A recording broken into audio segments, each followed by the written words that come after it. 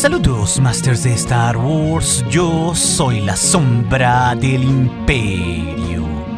¿Qué? La sombra del Imperio. Se ha estrenado el séptimo y penúltimo capítulo de la serie de The Acolyte Masters, resolviendo importantes incógnitas que se habían planteado de lo sucedido en Brendok entre los Jedi, Osha, May y el resto de las brujas, acomodando así las fichas para el clímax final. Es por eso, como es una tradición del canal, que revisaremos todo lo que nos dejó este séptimo capítulo de The Acolyte de nuestro Todo Explicado en un episodio titulado Elección. Así que cuidado con los spoilers en la parte siguiente, Masters, por si no han visto este capítulo aún. Ok, comenzando en los aspectos generales, antes de entrar en los tres actos, Masters, creo que subjetivamente este es uno de los capítulos más artísticos de la serie, pero sobre todo lo que me parece más interesante es que aborda complejos dilemas filosóficos y morales de ser un Jedi y de lo que es lo correcto. Vaya, eso no es una cosa sencilla, y justamente en esta historia la serie contrapone muy bien precisamente a los 4 Jedi protagonistas. El eslabón más débil que es víctima de sus deseos banales de volver a Coruscant, como lo es el Padawan Torbin, o también el poderoso Hulk, digo que el Naka, que ahora sí vemos lo que puede ser la brutalidad Wookiee manipulada por la posesión oscura. Y también aquí con el maestro Sol, que cae en el pecado, movido sí por sus emociones de hacer a Osha su discípula, pero también teniendo que decidir por una u otra gemela al final. Algo que al saber, Masters, que se lo está contando a May en la nave Polan como una confesión de sus pecados en el presente, me parece que es algo rico argumentalmente, doloroso, pero liberador a la vez. Aunque también creo que al episodio le sigue faltando algo de montaje paralelo. Creo que subjetivamente hubiera sido mejor que montaran tanto las historias del presente y el pasado al mismo tiempo. Vaya, el título de este episodio, Masters, apunta al maestro Sol en su pecado,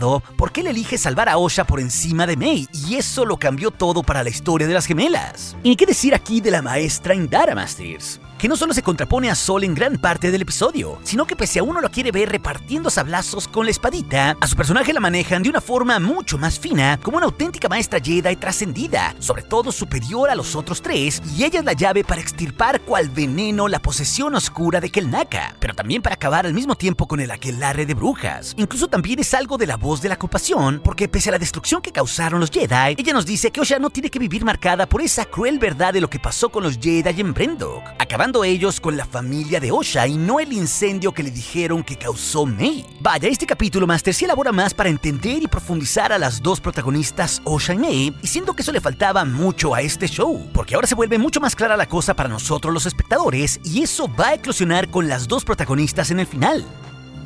Y creo que este capítulo se beneficia de lo que se nos contó en el tercero, Masters, aunque por momentos sí se siente que ya vimos esta historia y también hasta cierto punto es reiterativo, pero de cierta manera también esa historia la reinterpretan con esa típica verdad desde un cierto punto de vista para entender a los Jedi.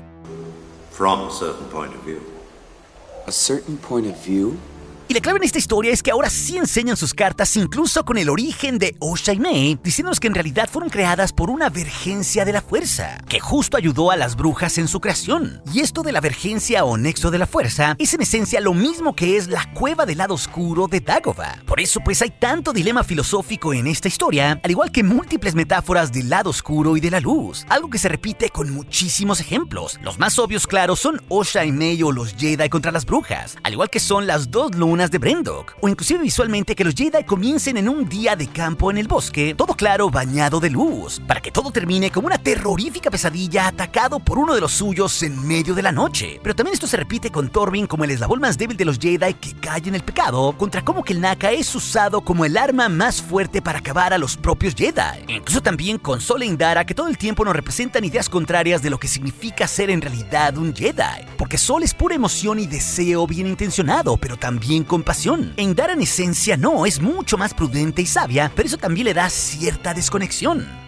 propia de todos los que se ven o que se sienten como iluminados. Y en esencia, Masters, me parece que este capítulo es de los más complejos de esta serie y que funciona bien por contar la perspectiva de los Jedi, sobre todo por cómo ellos en su intervención alteraron el destino de Osha y May, incluso ante la sentencia de Nisella ante ellos de que esas supuestas intenciones nobles de los Jedi los terminará llevando a su propia extinción, lo cual claro es un pedazo de referencia a nivel God a la Orden 66, porque justamente por buscar la paz en la galaxia ellos serían manipulados y convertidos en soldados así hasta su extinción.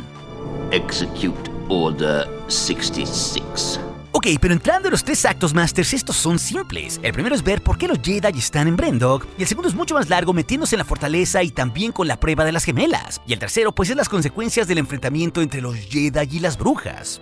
Y la clave del primer acto, Masters, es darnos cuenta que en realidad los Jedi están ahí por el gran desastre que causaron los Nihil 100 años atrás. Que justo así empiezan las novelas de la Alta República como lo es La Luz de los Jedi, con el gran desastre del hiperespacio, uno causado por los Nihil, que arrojó centenares de fragmentos de una nave a diversos sistemas estelares. Algo que acabó con la vida de un montón de planetas, incluyendo Brendok. Pero curiosamente la vida misma ha vuelto a ese sistema en el cual ahora encontraron hogar las brujas. Y esto es clave porque Kelnaka, Sol, la maestra Indara y su padawan Torbin están ahí para investigar una emergencia de la fuerza mandados por el Alto Consejo Jedi. La razón pues por la que la vida volvió a este lugar.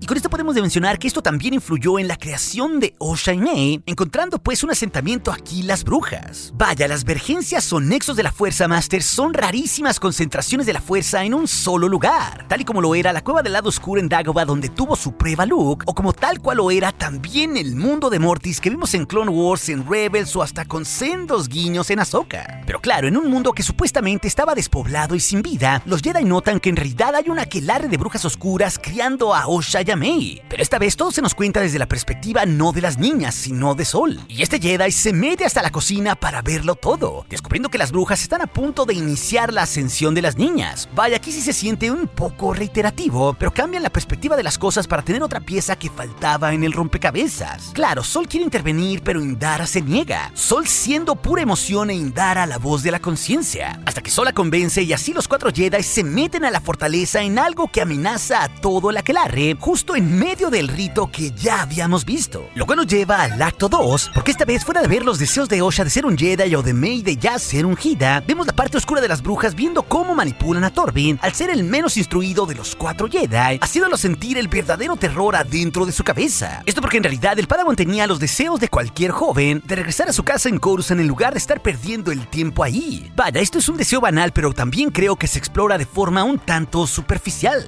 Y esta escena en realidad está muy dark, pero también nos demuestra con un vívido ejemplo cómo los Jedi ya estaban en esta época muy desconectados de su entorno o de la vida misma, más recluidos en la cima de su poder en Coruscant, cegados pues por lo político y no inmersos en la fuerza misma, llenos de comodidades, algo que claro los llevaría a su caída. Desde luego el conflicto en esa noche, como ya sabíamos, se evita, y los Jedi consiguen probar a las gemelas y también analizar su sangre rica en midichlorians, pero ahora vemos la perspectiva de May fallando la prueba intencionalmente, y desde ahí se siembra la idea pecaminosa en Sol para desechar a la hermana marcada por el aquelarre oscuro. Vaya, personalmente pienso que es una lástima que se mencione múltiples veces al Alto Consejo Jedi, con el cual tiene conversaciones fuera de cámara Indara. Claro, la serie busca mantener el foco en los personajes nuevos, y creo que esto funciona, aunque uno como espectador siempre le pega la nostalgia de querer ver cosas precueleras o personajes que todos conocemos. Y de hecho la maestra Indara revela que el Consejo Jedi no permitió que se entrenara a ninguna de las 2 gemelas. Vaya, literalmente los vejetes Jedi en sus sillas, fuera de cuadro, le aplicaron a las gemelas la Anakin, negándoles ser entrenadas como pasó con el niño Skywalker. What? Pero lo que abre la caja de Pandora analizando los Jedi y los midichlorians es que saben que las niñas fueron creadas artificialmente por un poder denso, esa vergencia o fluctuación de la fuerza. Y con esto entendemos que en realidad Osha y May son la misma conciencia dividida en 2 cuerpos distintos. Una pues no se puede entender sin la otra.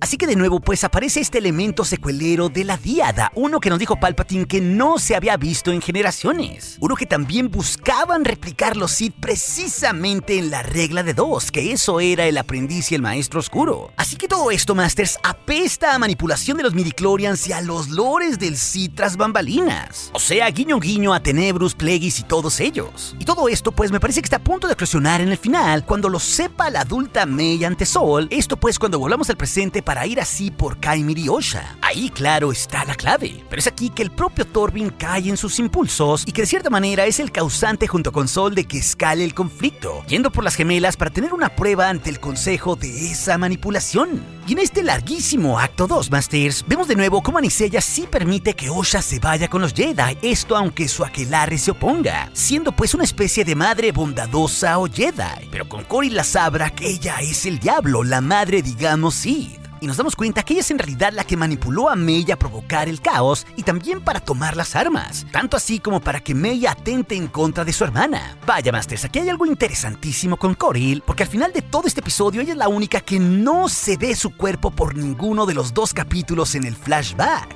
Así que en realidad Corey es el cabo suelto de todo esto, porque después de que se vuelve un dementor aquí no la volvemos a ver. Y ya Star Wars, como nos enseñó antes con Boba Fett, con Darth Maul o con Palpatine, si no hay cuerpo, no hay muerto. Y es así, Masters, que llegamos al tercero y acto final donde todos los hilos se juntan. Viendo por un lado con Sol que siente el peligro y que se mete a la fortaleza con Torvin otra vez para salvar a las niñas. Esto mientras Indara y Kelnaka acuden en la nave. Pero por otro lado tenemos a las brujas ya tomando las armas. Y aquí pues es donde el episodio se llena de tensión y es el maestro Sol quien cuestiona ante las brujas acompañado de Torvin cómo rayos crearon a las gemelas. Y lo curioso del asunto, y que es un enorme guiño Sid, es que Anisella le conteste que sus nobles intenciones los llevará un día a su perdición. Vaya, como si ella supiera el plan Sid o hubiera visto en visiones el futuro de la Orden 66. Y ojo que de forma honorable los Jedi no tocan sus armas, sino que hasta Corey toma la suya. Y lo interesante que deja preguntas abiertas no solo es qué rayos pasa con la Sabrak al final, sino que justo la niña Mei nos dice en la nave de los Jedi y en un cierto momento que ellas serían las líderes un día, aunque ella niega conocer cómo. Y justo esto es clave porque cuando Anisella la ve en riesgo, la madre busca como poseer a Mei haciéndose un espectro oscuro, y tanto la madre y la hija se vuelven en un cierto momento polvo. Porque después de todo tienen el poder de una y de todas, porque son como una especie de mente colmena. Y este elemento de posesión pues es muy similar a como el emperador Palpatine pretendía transferir su esencia o poseer otro cuerpo, tal cual como lo vimos en las secuelas. Así que eso bien puede ser lo que está pasando aquí, porque hasta los Jedi nos dijeron aquí que las brujas no tenían hijos, así que más bien por medio de esa magia oscura era como pasaban sus conciencias.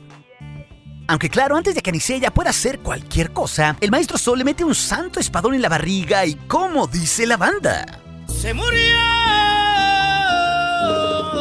Y con esta trágica muerte el drama continúa, con Anisella en sus últimas palabras revelando que Osha sí quería ser una Jedi y que lo iba a permitir. Pero también la niña Mei viendo que los Jedi sí atacan supuestamente a los indefensos, tal cual la misma frase con la que ella empezó la serie en aquella cantina enfrente de Indara reclamándole. Y claro, aquí se desata la acción y me parece que está bien ejecutada. Y de nuevo es distinta a lo mostrado en cada episodio, Masters, porque esa ha sido la intención de los coreógrafos. Que cada combate mostrado en los episodios sea muy distinto entre sí. Y con esto Sol y Torvin se enfrentan a los arcos energizados de las brujas o al hacha de Corey. Esto pues sin atacarlas abiertamente sino de forma defensiva. Hasta que esta vez las brujas con el poder de todas interconectadas ya no poseen al eslabón más débil sino a Hulk Naka. Y aquí Masters vemos de lo que es un Wookiee Jedi capaz de hacer con su brutalidad. En algo que es presentado como una historia digamos de terror, pero de terror light porque para nada es tan gráfico salvo por los arañazos que termina teniendo el Padawan Torvin. Y aquí pues ni Torvin ni el maestro Sol pueden en contra del Wookiee Jedi a punta de sable. Pero es la mismísima Trinity, digo, la maestra Indara, quien termina apareciéndose para arreglar la cosa y como metáfora extirpa el veneno de la mente de Kelnaka, Masters. Y ella al instante hace caer a todo el aquelarre de brujas haciendo un genocidio. Claro, esto termina siendo en defensa propia y por la vida de 3 de sus hermanos Jedi. Pero también ella nos demuestra cómo ella estaba en un nivel muy superior porque no necesita ni siquiera de tocar su sable. Vaya, como Sidious como un maestro oscuro no necesitó de su sable carmesí tras acabar con los Jedi. O como tampoco el maestro Luke necesitó de uno al llegar a un punto de iluminación en las secuelas. O como también los grandes maestros Jedi como Anakin trascendían a la vida misma. Y en esencia pues este elemento de maestría es lo que pasa con Indara aquí para salvar a los suyos. Y el clímax y el epílogo son demoledores, Masters, porque nos damos cuenta que en medio del incendio que sí fue provocado por Mei, Sol intenta salvarlas como ya habíamos visto. Pero ahora la verdad cae como una losa ante esta confesión de Sol, porque él elige abiertamente sacrificar a Mei con tal de salvar a Osha, que esta última no estaba marcada por el aquelarre y que creía que estaba destinada a ser su aprendiz, aunque ya sabemos que eso también acabó mal. Así que ese en realidad es el pecado que él escondió. Y lo interesante de esto es que no lo sabe Osha aún. Y esa verdad pues es la que tendrán que confrontar tanto Mei y Sol contra Kaimir y Osha de cara al final, como ya nos había advertido antes el maestro Sol. Y claro, las intenciones del maestro Sol fueron un tanto nobles, pero también estas mismas acciones trajeron trágicas consecuencias. Y nos damos cuenta que Indara, pese a estar en conflicto con Sol, al estar cerca de él y sentirlo, se da cuenta también de su pecado. Y ella pues al final justo muestra compasión. Todo pues para no afectar el destino de la niña Osha. Vaya, ella busca cubrir la verdad de lo que sucedió aquí con su hermana y las brujas, siendo acabada supuestamente por el incendio y no por los Jedi. Así que lo interesante de esto es que estos 4 Jedi terminan cargando con estos pecados toda su vida, y eso cambió el destino de Osha y May. Pero también ellos han recibido las consecuencias de esto ya en el presente en una cruda venganza. Una pues que aún no termina, porque el Maestro Sol tiene que enfrentar las consecuencias de esto al haber revelado esta verdad. Y eso, claro, Master, se explorará en el final de temporada que veremos la próxima semana con el capítulo 8 y final. Pero si también te quieres saber las curiosidades de este 7º capítulo, o más de quienes conformaban el Alto Consejo Jedi en esta época, esas 2 historias te las dejaré aquí en las pantallas finales cuando hayan sido publicadas. Y recuerde, nuestro aliado es la fuerza y un poderoso aliado es. Hasta aquí su amigo, la sombra del Imperio.